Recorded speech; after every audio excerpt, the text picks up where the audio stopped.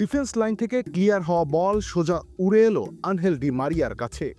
প্রথম বলটা পায়ের টোকায় হাওয়ায় ভাসালেন তিনি, এরপর নিজেই ভাসলেন হাওয়ায়, সেই সাথে একটা বাইসাইকেল কিক।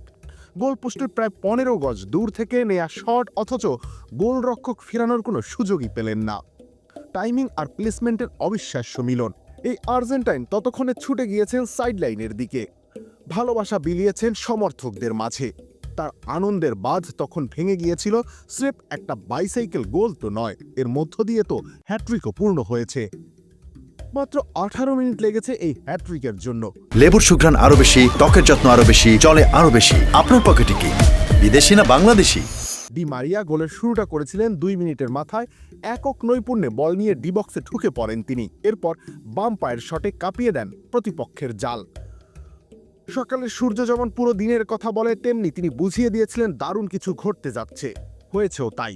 মিনিট 3 পরেই পুনরায় স্কোর বোর্ডে নাম তোলেন এই উইঙ্গার। ডি বক্সের মাঝামাঝি জায়গা থেকে প্রথম গোলের মতোই বাম দিক দিয়ে পরাস্ত করেন গোলরক্ষককে।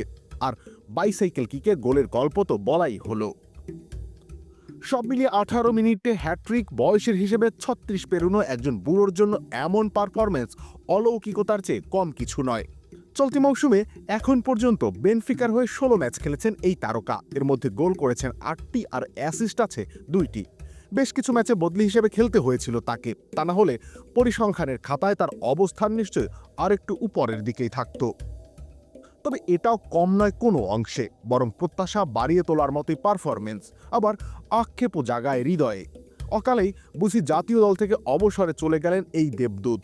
2021 সালে কোপা আমেরিকা, 2022 সালের বিশ্বকাপ ফাইনালে গোল করা মানুষটাকে আরও অনেকদিন আকাশী নীল জার্সিতে দেখার আকাশসম আবদার লুকিয়েছিল ভক্তদের হৃদয়ে। রবিউল ইসলাম রনি, খেলা 71।